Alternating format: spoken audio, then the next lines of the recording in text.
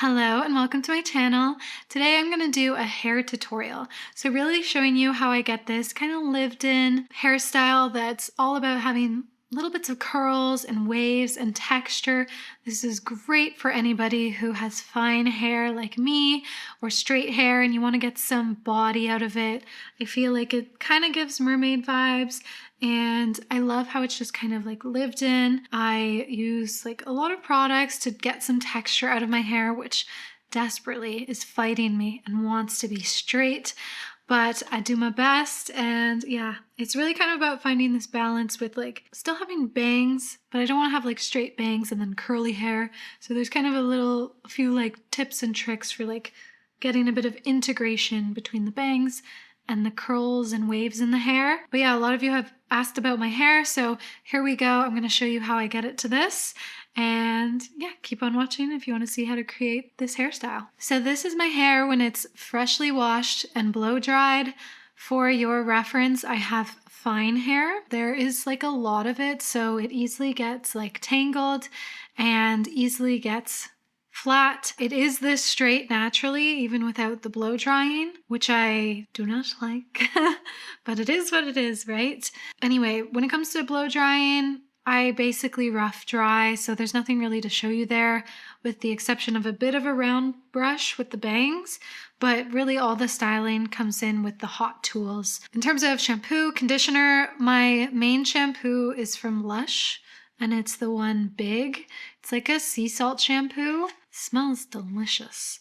And it's like a grainy kind of texture because of all the sea salt in it. I always try out new shampoos and I always come back to this one. This is probably like my 6th or 7th of this.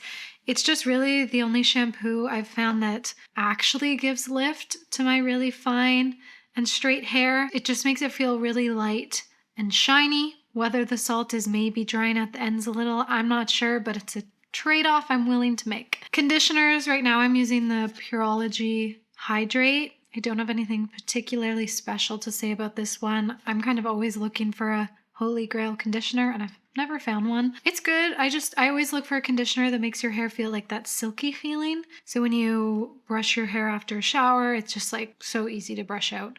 So this does help with that. Sometimes I use a hair mask and I think this is a Korean beauty brand and I get it off Amazon. And it's a ceramide mask. When you leave this in your hair for like 20 minutes and shower after, you'll have never felt silkier hair. It's kind of crazy. It's like, as it's washing out, it's like this beautiful feeling. And I should probably use this more. I kind of forget about it because it's like sitting there for 20 minutes with damp hair. But this is a great one and really quite affordable. Once I've towel dried my hair, I have 3 products I use. So I have this Pureology Color Fanatic. It's like a serum-y type of formula, and it's great for like heat protection, like smoothing, conditioning, basically what you want from a leave-in product. I've also used the JVN serum and liked that as well. I just always want to make sure I'm getting something in my hair right away that's going to help with like heat and stuff. And then I have the JVN Embody. This is helpful for like getting a bit more texture. Don't expect a mousse. This is like a foam. It's very different. And if you use a lot of it, you can really get kind of a lot of crunch out of your hair if you want. Like not in an early aughts beach wave kind of way, but like good texture kind of way. But I get this in at the roots a lot and sometimes put it through all of the hair. And then lastly, I like to use an oil on the ends. This is also from JVN. It's the Shine Drops. This is great for fine hair like mine because oils you have to be really careful of. They can really easily weigh down your hair. Sometimes you just use too much, but sometimes it's like the actual type of oil. I usually look out for things with like jojoba in it. That's usually a lighter oil versus like, well, argan I can't use because I have a nut allergy, but coconut even, like that might be an ingredients list, but if it's the first one, it might be too heavy for fine hair. So that's the pre-product, basically heat protection, oil, and like a foam to get a little bit of texture in my hair. Sometimes I air dry or I'll air dry until it's like 90% dry and then just get that little bit of extra lift from blow drying, because I get that sort of blow drying feeling where it's too hot and I need to get out. Yeah, I usually just go upside down, do the bangs first so that my bangs don't end up like this, and then go upside down a lot. I don't love blow drying, so I usually try and avoid it or just do it right at the end. So let's get into the styling. So as of last week, I now have 2 hair kind of icons I'm looking up to. And I've talked before about this Sadie Sink look before, these beautiful ethereal waves she has. I definitely take a little bit of inspo from that, although I've had to find a way to like style the bangs in a way that like integrates nicely. And sometimes I find if I'm doing like all waves, the bangs kind of stick out. So I've really found this nice balance between a bit of curl, a bit of wave, and now I've added a second hairstyle icon to my inspo, and that's Dakota Johnson in Persuasion. Really side tangent, I didn't expect much from this movie because it had bad reviews, and people are like, you've made a mockery of Jane Austen's work, and I so disagree. I think Jane Austen would have laughed her ass off at this movie. It's kind of the perfect balance between modernizing Persuasion, but still very rooted in the original text, and I thought Dakota Johnson did a great job. I didn't even notice her accent. I was thoroughly impressed. Anyway, I love her hair, especially when it's out. It's got that really lived-in wave, and I love how the bangs look with like a little bit of flip at the ends, kind of parted a little bit more to the side, so I'm kind of combining the two. First, I'm going to focus on the bangs, and I'm going to use a flat iron for this at the lowest setting. This one can get really quite hot. Don't ask me where this is from. I've had it forever. Cortex? If I do this too hot, the bangs are going to take on way too much shape. And I've made that mistake many times before. So anyway, what I start with usually is a little bit of these front pieces, because I like a piecey bang, is I'll just do a quick swoop. So I'm getting a bit of lift off the forehead and it's going forward. And then I'll start taking pieces like this, kind of slowly start making it go a little bit more to the side. And fairly quickly, because I don't want it taking on too much shape. This is a practice I have honestly not yet fully mastered. Sometimes it goes slightly to the side in a way that I don't like. And then taking this last piece with a little bit of longer hairs and kind of bringing it this way. So later I'm going to put some texturizing, like powdery products in it. I'm going to do the same thing on the other side.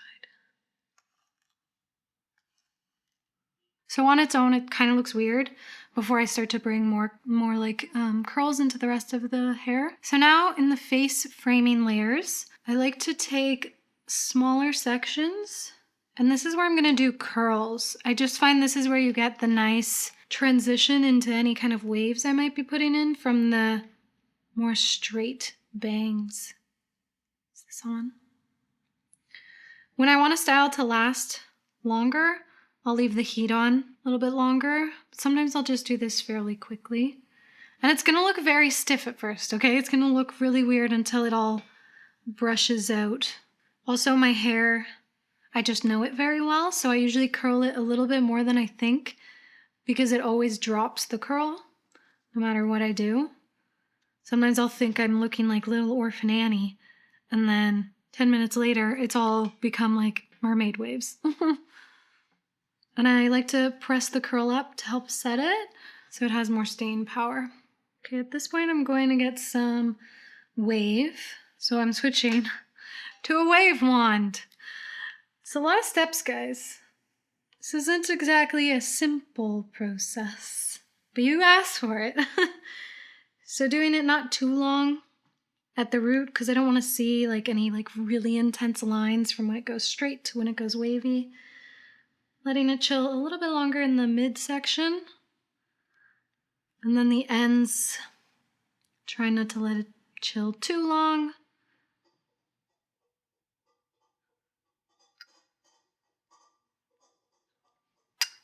See, it just like looks so strange right now, but give it time. Then I like to flip this over to the other side and clip it so that I can get in at this part of the hair so I can get some volume at the root. And then I can get a little bit of wave there so it's not falling flat. And I like to clip, and then I like to rotate. This helps avoid that line that can happen. And then you kind of follow where the wave is and clip your second one into where the other one ended.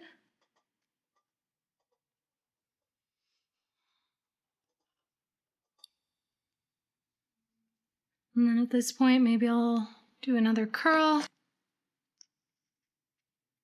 Or maybe take a little strand from the top of the hair and do a little curl. So it's basically this mix of textures. Curls and waves. And then sometimes I'll do a slightly smaller section for the wave and then change it up to a bigger section.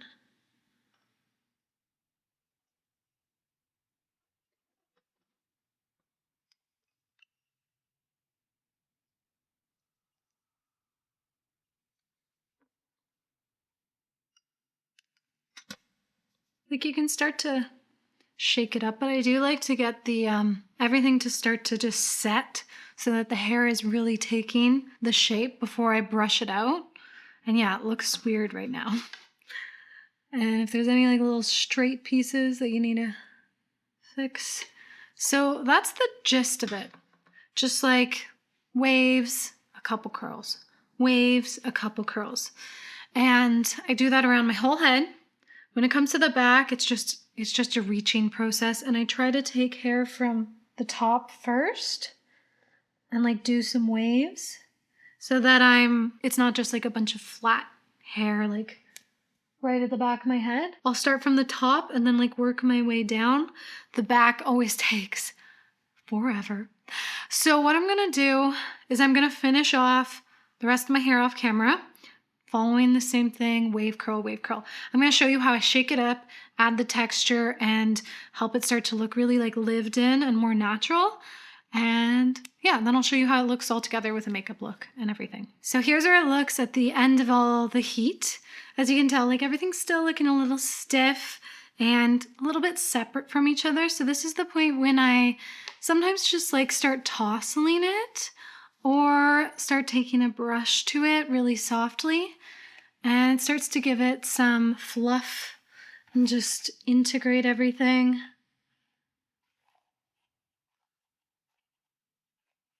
And then I like to add a little bit of powder into the hair, so it helps it last a little longer for 2-day hair, and the bangs give it some texture. So this is the No Drought dry shampoo from Lush. So I'll put a little bit of that in and just get it in at the roots.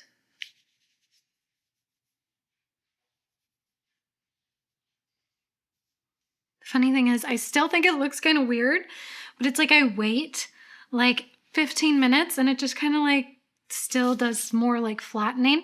Sometimes I'll use a sea salt spray to, again, more texture. My goal all the time is just more texture wherever I can find an opportunity to do that, just because it's not going to stay like this. It's going to flatten. And I know it's a lot of products, but this is when I'm doing really going all in. Okay, now one of you recommended this. It's a powder, but it has a grit to it, or a almost slightly waxy quality. So I have only tried this once, but I'm gonna try it again today and just get it really in at the roots. I don't think it's good to put it at the ends because it does have this texture that seems it would make things feel tangled at the roots. I mean at the ends. I'm just gonna do that. Okay, so here's where it's currently at. Honestly, I think it looks a little odd. I think it's just a touch harder to do this on camera, not being able to see properly. But again, it takes a while for my hair to really show what it's gonna do with a curl, and it always flattens. So that's why I kind of go a bit extra with the texture. If you're anything like me and you have fine hair, it just won't hold a curl well, especially when it's so stubbornly straight. So you kind of just go a bit extra if you don't have that problem, I would do everything just like really softly, like just really quickly. What I'm gonna do is I'm gonna film my makeup, and I'm sort of hoping by then it will show how it kind of gets a bit more lived in and relaxed within like an hour. Yeah, so I'm gonna go do that. I'm gonna film that makeup look. It's combining essences, so it's gonna be really fun.